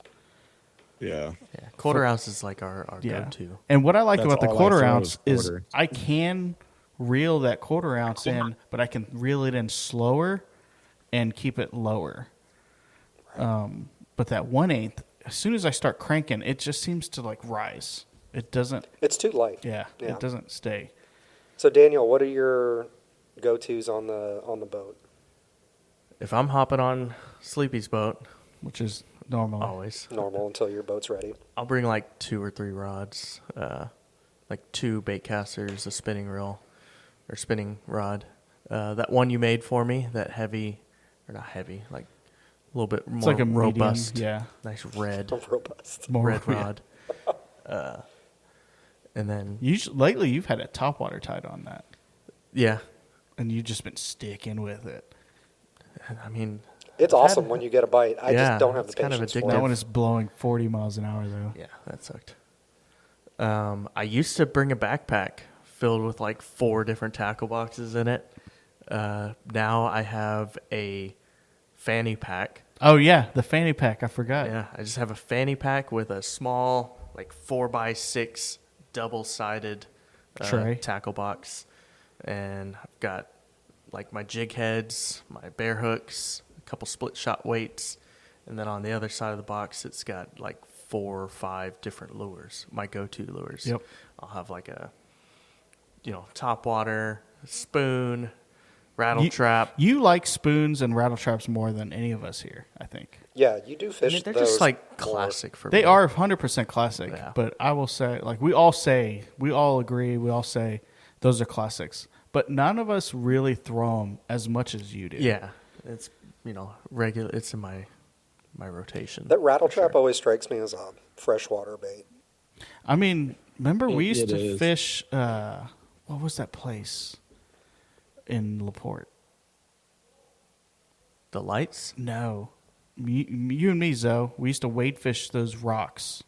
And remember that one time we didn't bring a stringer, so we were throwing trout in our waders? Yes. Yeah, I had to give a new meaning to trouser trout. Where was that, though? That was the Seabrook Flats, right? Not El not Jardín? Sylvan, El Jardín. Yeah. And then we waded around the point to the south, and Yeah. then there was like an old road. Yeah.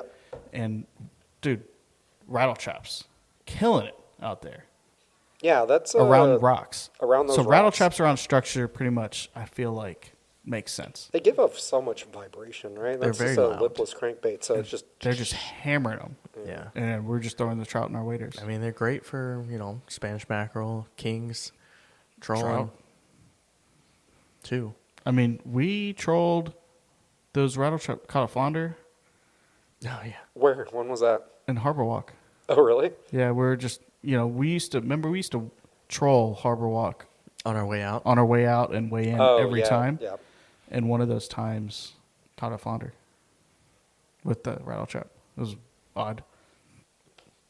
He was Yeah, hungry. so I got that box. I'll have like a corky in there also, and then in the bag I'll have 3 or 4 bags of different DSLs, different colors, What do you go to colors?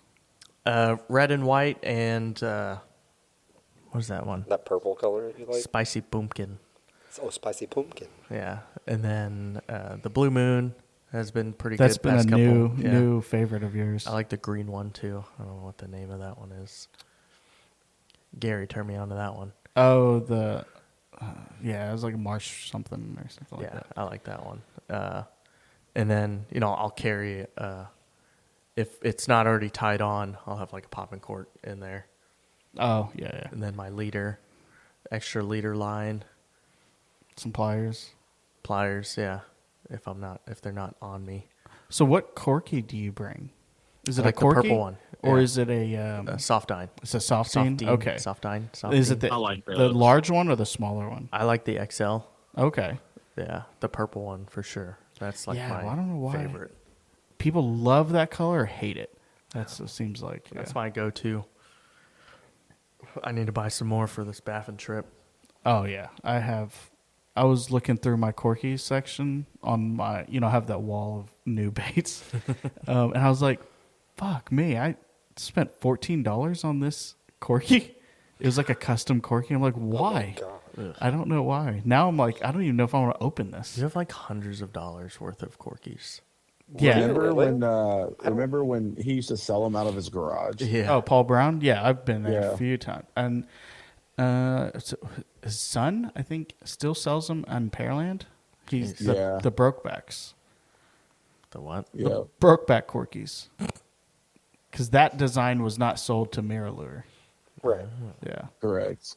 And I've bought a few of those. Never really put too much effort into fishing them. I know there's a guy in Galveston that loves fishing them. He has some YouTube videos. I'll send it to you guys, but we'll mention it next episode. Some of the biggest but trout I've ever caught is on that Corky Devil Tail.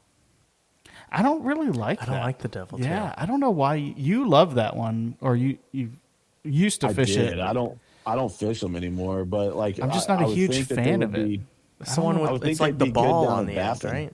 Yeah, it's weird. Do Yeah. what? I've never thrown it in Baffin. In Baffin, I do well on softines. Whenever we go, Yeah. I'm definitely gonna prepare for that trip. I'm not going to prepare at all. I'm just going to show up with random Yeah, we're ass gonna have shit. two opposite approaches from what y'all normally Well, I mean, do. I'm gonna bring 2 fishing poles. Is what I mean. Oh, he's over prepared. Depending, Double. He's depending on doubling the, up. Depending on what the weather's going to be like, I might bring a fly rod. That'd be awesome. That'd be cool. Yeah, that'd be super I mean, cool. there's a 90% chance it's going to be like 40 mile an hour. I know Windy. that is true, which is why the location that I have the cabin, the 2 cabins I want to go to, are going to be on that kind of northern shoreline by the tide gauge bar. But yeah, I don't know. When are y'all gonna do that trip? January. End of January. Yeah. Yeah. When is your wife due? End of December Oh, okay. ish. Yeah, she's probably not gonna let you go, huh? I'm not gonna go. I mean, we'll have an open seat for you if you want to go. I appreciate that, but I might have to skip that one. Be probably a good idea, Should. unless she's like, "Get the fuck out of here." Yeah, it could be. Yeah. There's a 0% chance that happens. I don't know. Maybe. Just letting you know. Yeah, I was gonna say I'm not anticipating that, so I've got the whole month of January off. She can come stay over here with Ashley. Oh yeah. Ashley's like, "Wait a second, what are you volunteering me for?" No, it'll be fun. But yeah, no, I'm gonna probably skip out on that one this time around. I really next think year. this kind of Baffin thing could be done more often because it's fairly inexpensive. Yeah. Yeah. I think it's like $300 or $400 a night, and we're gonna, I think, do 3 days, 2 nights.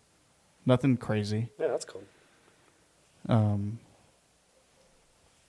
And depending, we might do 3 nights, 4 days. I don't know. We'll figure it out. But Yeah, hopefully that Samir's weather. pumped. He's ready to go. Hopefully that weather holds out for y'all. That's the thing. It's just like Because we'll see. January can be kind of nasty. But I do think we're gonna do like a Tuesday through Friday or something like that. Well, if I end up coming back next week, we could maybe. Well, Go I on. don't know. December. Maybe. Play it by ear. Yeah, we can play it by ear. Yeah. Daniel's like, I'm free. Yeah. Are you officially free now? Oh, I've been officially free since 1 last October. 1 October. Yeah. Oh, Haven't had a paycheck in a while. yikes. That's not scary? Well, my wife makes all the money, so Yeah. You That make, helps. You make some money. yeah. Now none. Now none. You made money. So all right, move on to scariness. Yeah, speaking of scary. Speaking of scary, so Zoe, you want to start us off? Yeah, Yeah, in the but- spirit of Halloween that just passed, we've got some scary moments on the water. Yeah, we can all. I got you. Yeah, I got a couple of stories here. The one that really sticks out to me is, David, you and I were determined to go offshore one day, and we took my boat, 21-foot Mako, heavy hull. We're cruising past the jetties, to the jetties. How old were we? Oh, we were young. We were just outside of high school. Like 18? Yeah, Barely like 18, 19 We maybe. were barely 18. Barely. And the weather was I don't think the weather was going to be bad that day. No, the weather was good. But I do distinctly remember getting to the jetties, and the waves were large. And we looked at one of the waves, and it Now was I know what you're talking about. it was staring back at us over the front of the boat, and both of us were just like, we don't need to be out here. There's no reason for us to be out here. Yeah, that was a sketch. That was sketchy as hell. I thought you were talking about a different trip, but this trip, yep. That one's always stood out to me, only because I've never seen you panic before. Because you're a pretty calm, collected guy. Me too, for generally speaking, but I'm just more outspoken when I'm panicking. And I looked at that wave thinking, oh God, this is bad. And then I looked at you, and your eyes were as big as they can get. Dude, that was sketchy. And you were like, yeah, we need to turn around. It wasn't as sketchy until we started turning around. That's where it got when kinda we were hairy. in the trough, the low point of the waves, We just looked back we were over our surrounded by water. Yeah. It's like those Jupiter Inlet videos. Yeah. Oh, even more worse so. than that, though. Dude, it was dang. we couldn't see land. What were At y'all like? I don't know. I don't know. Did y'all even look at the forecast? No, There we was did. there was nothing we didn't Back have then? apps It's like we use now. 2005, 2004. It was 2004, summer of 2004-ish. 04, right maybe. outside of high school, literally. Yeah. Yeah, and we're dumb. We don't. And the only way we got weather was Noah. or we listened to the radio, Okay. the channel, the weather station. channel. 2 feet on 4 seconds. Yes. Oh, gosh, like ATIS. Yeah. Yeah. 100%. Yep. Yep. So yeah, that one definitely stood out to me, only because when we turned around in that trough, we were completely surrounded by water, and you were like, "We got to get out of here." Dude, it was sketchy. So it's right outside the jetties? It was not even outside of the no. jetty. Oh, still in the jetties? Still in the Dude, jetty. in the channel, it was breaking like that. Yeah, and so we turned around. I don't even know what we did after that. I think we were just happy to be back on land. But yeah, we turned around, and that always sticks out in my mind, only because there are so many times you go out on the water and you think nothing can go bad, right? Like, oh, I looked at the weather and the weather's great or whatever. And there are those moments sometimes you find yourself in a situation and you're like, I am very insignificant compared to the power of what Mother Nature can do to you. And you feel secure in a boat, typically, right? Like when the weather's fine. But if the weather turns nasty on you, you're just like, I'm just a stupid human in a bathtub right now. And I'm just now thinking of this. Like, my parents knew we went fishing, but they had no clue, like, what we were doing, where we were going. Yeah, like, no float plan was fun. I told my parents every time we went out. But we just, hey, I'm taking the boat out, but that's it. Yeah, I would say, hey, we're going offshore. I would not be like, we're going to be here. If you don't hear from me at 3 o'clock in the afternoon, we're And there was no, like, double checking of the weather from the parents. Like, they were just like, okay, No, you're they going trusted offshore, us. you're fine. Yeah. Yeah, they trusted us, which was crazy. But that's the one that sticks out to me. The other one that I had, and I'll do this one real quick, I was fishing with a guy that I used to work with at Bass Pro Shops, and he had a aluminum boat, kind of like Cave has. And we were in Chocolate, and we were fishing that dock that has lights on it, and catching sand trout, catching a couple of nice speckled trout, and there's a little marsh right behind it, marsh grass and stuff, and we're sitting there at the light, and his name's Mike. Mike looks over. Is it that dock across the channel from the boat ramp? 2004. Yeah. Okay. Yeah. So we just posted up there. We're fishing at night, and Mike looks over his shoulder, and he's from Oklahoma. He's like, what the hell is that thing? And I said, what? And he pointed his rod out in the water, and you see this little squiggle coming through the water. And I said, oh, that looks like a snake. And he goes, you better not come in the boat. And I said, I'm sure it's fine. It's like not a big, and it's coming straight for us. And I was like, oh, it's probably a stupid snake, right? No, it's a rattlesnake.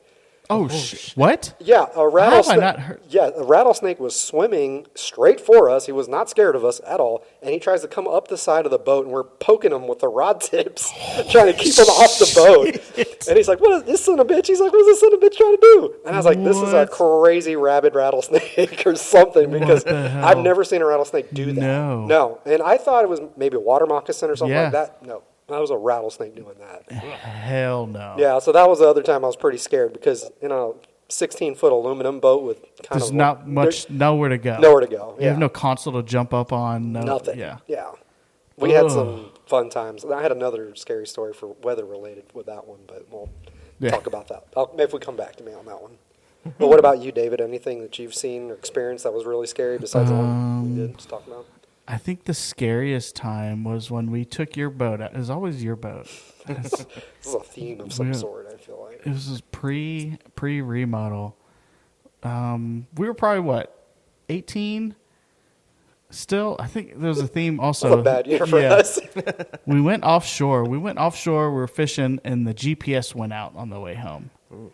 And we were out there all day, and it got dark. So we're running back on compass only, right? Yeah. And, you're coming back, you're dark, you're 18. We're not real familiar.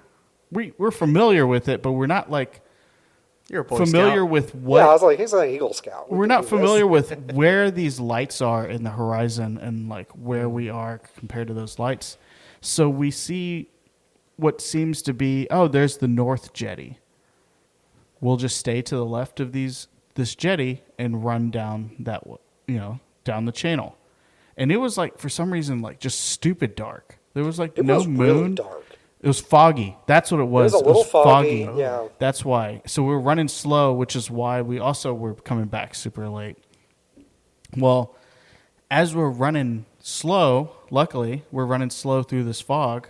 We start to hear something. So we stop and we hear waves crashing. Because that wasn't the North Jetty we were to the left of. That was the South Jetty we were to the left of. Aiming and we straight were for it. aiming right for the beach. so we had to bust a U-turn, figure out where we were at, hug that jetty to go out, and then back around, and then we made it home. But that was the most sketchiest time coming home and that I've ever. I don't think that was scary, but it was definitely It was just sketchy. Yeah, it was Could've sketchy. been- Yeah, could've been bad. It could have been bad because, I mean, I had a person that I worked with at Bass Pro Shops. They hit the jetty, but I think they were on autopilot. Oh, yeah. In the dark, though. They hit the jetty in the Yep. dark. You always hear about those people hitting stuff. I understand, if you hit, a floating something. But when you hit, a jetty, it's like, what are you even doing? It happens. You're not even monitoring your instruments or anything.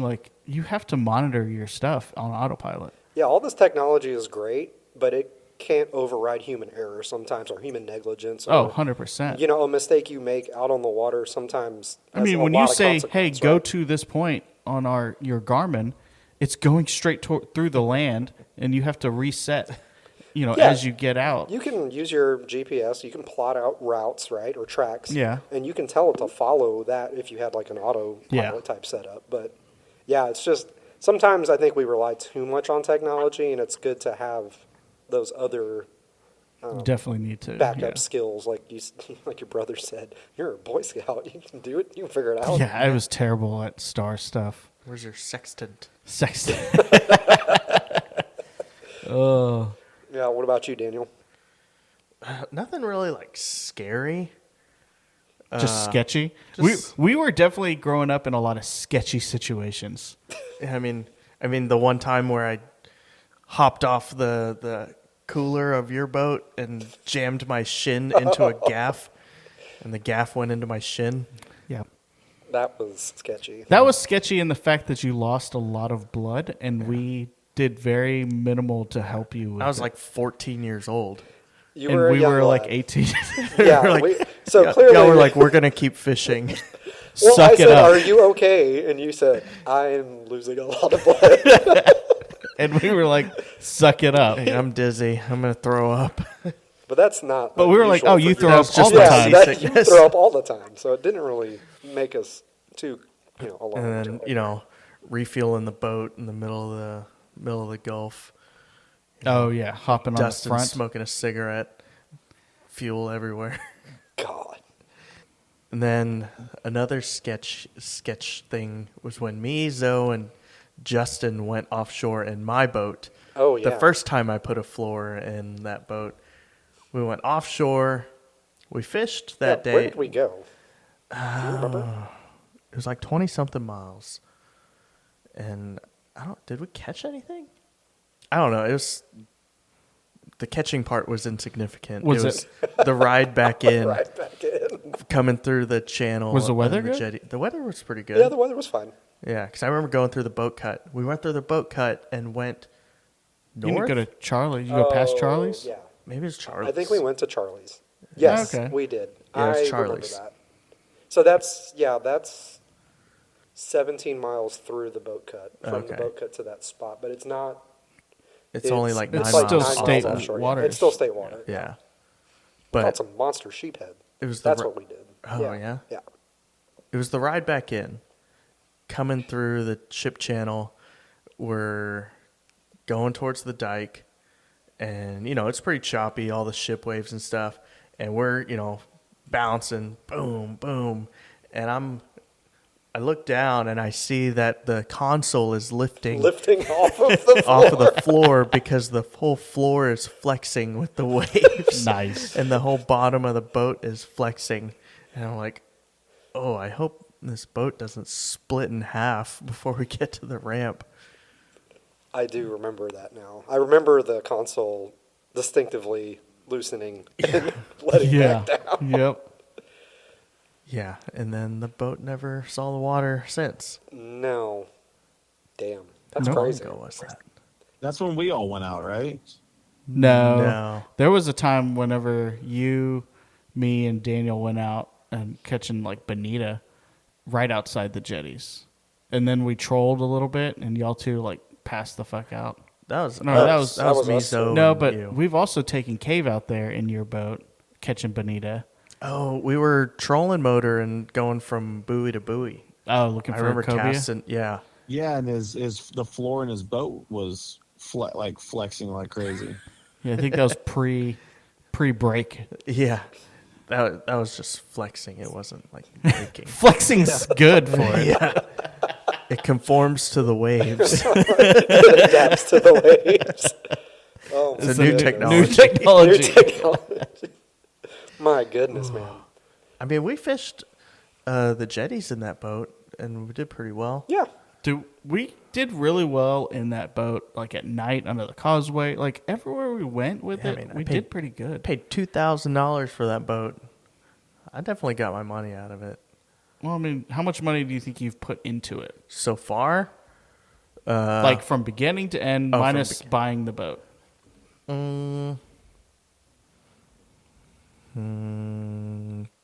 $1,500. No, that's not bad. Oh shit, that's it. 2,000 maybe. Yeah, That's still That's still yeah. well, With wood, epoxy, fiberglass. Yeah, discount carbon fiber. yeah. About $2,000. All right, Cave, your turn, sir. Um, Shadiest, scary moments on the water. in a boat or just like On the water. Or in off it. of water? on the water Oh, on the water. Or in it. or in it. Yeah. Probably one of the sketchiest was when me and Sleepy went duck hunting in our solo skiff. Solo skiffs coming in out of And we Louis. launched out of Louis Bait Camp for everybody who knows Louis. And it was probably 2:00 in the morning. And we were going all the way to Greens. And And what's our top speed in that on flat water? Like 13 to 15 miles an hour. yeah, and so we have. That's this when is we're really empty. stupid. We had waders on, jackets, everything. We had a shotgun, decoys, shells. Like we're weighted down, and the wind's blowing. From the northeast.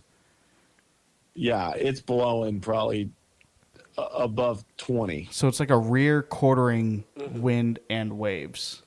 So I had a flashlight in my mouth because we didn't have LED lights at the time.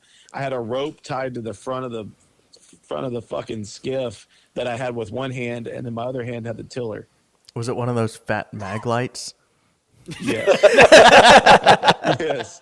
It was one of the smaller ones. Right?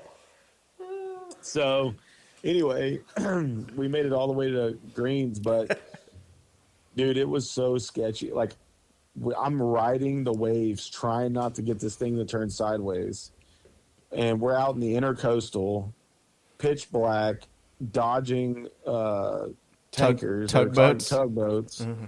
All the way to freaking Green. Like I was like, dude, like there's no way that I don't flip this thing and end up just waiting, like just floating out here. I had no life jacket. What? So like, no. What do you mean? You were illegal? I didn't have a life jacket. No, you had to just bring a life jacket. Oh, like no life jacket on. Yeah, I wasn't wearing one. Oh, okay. I thought you just didn't have one. No. I wasn't wearing one. I don't know. It was sketchy as hell. But the second one that is also notable was me and Sleepy in Baffin Bay in his boat. Oh, shit, yeah. And it was insanely rough. Sleepy, I'll let you tell that story. That was it? Because that was the very first time either of us had been in Baffin. And it was blowing, I don't know, 30 out of the east. So right down the middle of Baffin. And, you know, if you know anything about Baffin, everyone harps on, like, the rocks, you know, in the shallows. So you have to stay deeper unless you know where you're going.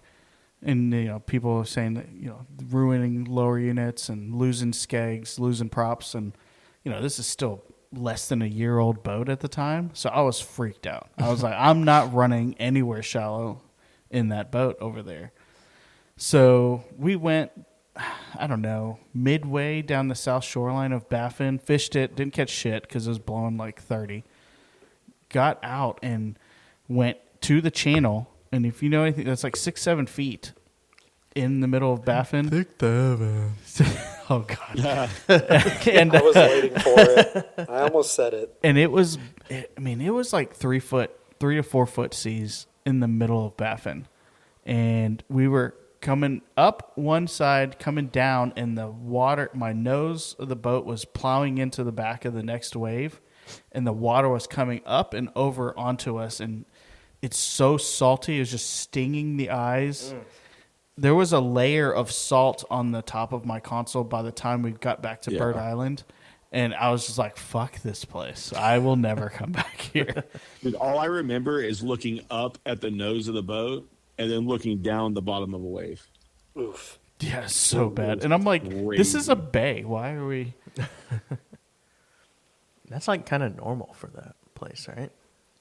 It can be, but you know, I'm gotten more comfortable with it, and I run that King Ranch shoreline a lot more. I don't run the south shoreline of Baffin at all because I'm still not familiar. I don't live over there, but I kind of stay up towards like the Tie Gauge Bar and all that stuff, and that's kind of where like the beginners go. It seems like, and I'm like, I'll stay there. I don't care.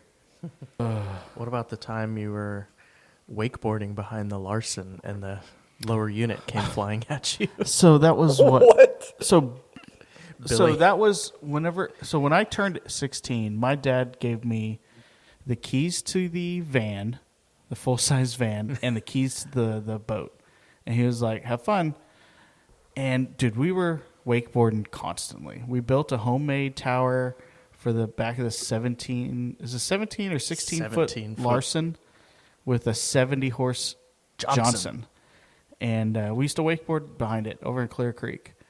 Well, our buddy Billy, who, you know, ran boats also as long as I have, you know, pulled me up on top with the wakeboard, and he just hugged the shoreline a little too tight, hit a rock underneath, and the skeg flew right by me. Oh, my God. I think to this day, like, I told my dad it was me, And I think he knows, that definitely wasn't you. Like, he knows better, like, that I wouldn't have. I think he knew instantly it was Billy. But he was just like, it is what it is. Well, he definitely knows now. Well, yeah. Well, Dad, yeah, if you're listening, it wasn't me. But That's a good friend. You took one on the chin for your buddy. yeah, I mean, what's the point? I'm not going to make him pay for it. And I don't even think Dad made me pay for it. Yeah. I think he was. Well, I think maybe I paid for it because we found like a junkyard lower unit, and I would just go out there and help him work on it. Oh, yeah. It was like a little bit off. It was a Maybe little like- bit off, and it never ran right after that. And I think he kind of got rid of the boat after that, anyways. Because after that, then they got 2 jet skis, Oh, yeah. and they were Forgot about pieces of shit.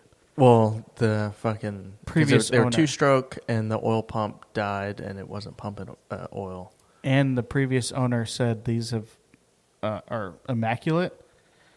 And whenever we brought them in after they weren't working, they said, "Oh, these heads have been painted, so these engines have been taken apart before." I remember that, and I was thinking about going over to that guy's house and throwing a brick through his window. Yeah, I was just, I hate pieces of shit, people like that, but it is what it is, right? Yep. That's Well, what you get it's, when you buy used boats. 11:20 Central Time. Cave is it's the next day for him. Well, it's a daylight savings Next tonight. hour. Oh, yeah. Yeah. We don't. Get an extra hour. Do we get an extra hour? Yeah, we fall down. Oh, fall back. Yeah. Usually I'm on mids All right, let's keep going. on this night where you have to work an extra hour. Oh, yeah. I'm always on shift on these days. Yeah, and then in the spring I'm off. I'm Yeah. like, why am I never working? Let's look at the weather for the next 10 days. Yeah, what are we going to fish? Yeah, when are we gonna fish? When are we gonna fish? Don't forget to like and subscribe. Well, I'll get to that. Yeah, I'm just Oh. talking to you now. Oh, yeah. All right, so, the fishing thing, that's all part. Yeah. Anyways, we got Monday, east wind. I'm not a big fan of east wind. Tuesday, little south, more south in it, more east, southeast. What days can you actually fish though? Just whenever I feel like it. Oh, that's nice. Well, I'll just take off. Friday, Why are you laughing? South You're not gonna wind. fish anytime soon unless you come back. Saturday, a west and then south. Sunday, it's like a northwest wind, but it's weak. Thursday, southeast. Monday, strong east wind. God dang, this all week is weird. It's all over the place. It's all over the place. I do think Monday, Tuesday, Wednesday probably be pretty good because it's all light winds. I might take off one of these days. Maybe Yep, falling tides maybe Thursday. all day. Or You Friday. said Monday, Tuesday, Wednesday might be good. I'll take off Thursday. Well, because I'm like, Monday, Tuesday, Wednesday is going to be all calm days, and it'll let it kind of clear up. Let that water kind of calm down after, because there's a cold front coming in tonight. Yeah. Yeah, it's cold. It's going chilly to muddy up that water. So maybe Thursday, it'll be pretty clean. I don't know. Thursday. What apps do y'all use? I use Windfinder and Windy. Weather Windy. underground. I use Windfinder, and I use Buoy Weather. Do you have Windfinder Pro or just Windfinder? I just have Windfinder. See, I I don't pay for it. stuff. I pay for it. I'm cheap. Well, as much as I'm on the water, I pay for Windfinder Pro and the Windy app. What does the Pro have that the free version does not? I don't know at this point anymore. I've had it for so long. Yeah, I pay for the Windy app, but I never ever use it. I don't. Yeah. Yeah, I don't use the Windy app. The Windy app I use because you can select different models. Oh yeah. So like you can go in to, and you can pick like a point and just save it and be like, all right, I always fish over here at Greens. So I can go in and select different models and all that stuff. But it's kind of like almost way too much info sometimes. So sometimes if I just want a quick hash of what's going on, I'll go to Windfinder. because it has quick visualization. So east wind. Fish But- Moses. There's Oh my! oh god no. You got to learn God, it somehow. Not today, ISIS. I don't know. Maybe we should ask Dillman to show us around Moses. I wonder if Dillman still kind of guides. He does. Does he? Hmm? I mean, if you have a light east wind, drift Dollar Bay, maybe. I don't know where the fish are. I don't know. I just haven't have done no well idea. drifting that bay in a long time. East wind though, like these winds are not going to be detrimental.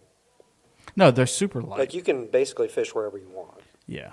So I think you really should just be looking for an area that you want to fish in that might have favorable current or tide movement. The problem is, so Monday will be sunny, Tuesday will be sunny, Wednesday cloudy, Thursday cloudy, Friday sunny. So maybe Friday. You went from I know. I don't know. go fish all those days. How much time you got? But also, it's so far away. What is so far away? Like these Next forecasts. Yeah, I mean, So- it's 6 days from now. I mean, Cave, when do you come home? I don't know. We'll see. My birthday is Wednesday and my anniversary. Oh. Wow. That was smart. Yeah. On the Hey, 5th. I played the On the 5th. on the feed. Yeah. But, An old man. yeah. How old are you going to be? He's going to be 38. 30. 38. Wow, enjoy it while it lasts. Is it gay that I knew that? Probably. And 14 years of servitude. Yeah, what? I'm in my 18th year of marriage. That's crazy, right? I know, it's kind of weird to think. Kendall turns 18 also this November. No, what a coincidence. What a coincidence. I wonder why I got married. Was there a shotgun in that wedding? It definitely was. Hey, but 18 years is 18 years. Yeah, that's We're impressive. still in it. that's a weird thing to say. Out of context? Yeah, out of context, then you are totally correct. Yeah, that's true. That might go in the bloopers. Yikes. Yeah. But, yeah, I mean, hopefully when you get here, Kate, when you get back home, we'll do some, maybe we'll get in time for some duck hunting. Yeah. Y'all gonna We'll do go? some duck hunting, do some floundering. Yeah, definitely floundering. Even if you get back in December like you originally planned, like, Yeah. we're definitely floundering, 100%. Oh, yeah. Because it's closed for 100%. this month through mid-December. Yep. It's closed. Yeah, as of today, Today. it's closed. So Yeah, it sucks. you can catch them. You can't still keep catch 'em. them. Yeah, still fun to catch. Catch them all. All right, that's going to wrap it up for this episode of the Galveston Fishing Podcast. Remember to follow us on Facebook and Instagram, and please drop us a DM if you have any questions or topic ideas you'd like us to discuss. Big thanks for everyone tuning in. I'm Captain Sleepy with Zoe, the offshore expert, Daniel, the master boat builder, and the flounder whisperer himself, Cave. Tight lines. Stay safe out there, and we'll catch you on the next one.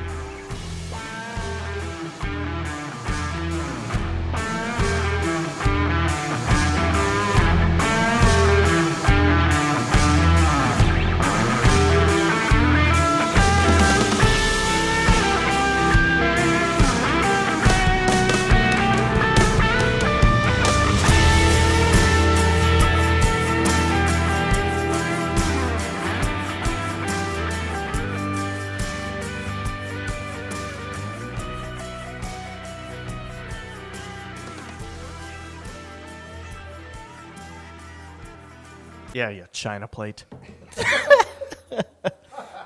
Yeah, apparently it's a new slang word that we didn't know about. That's a British slang for friend.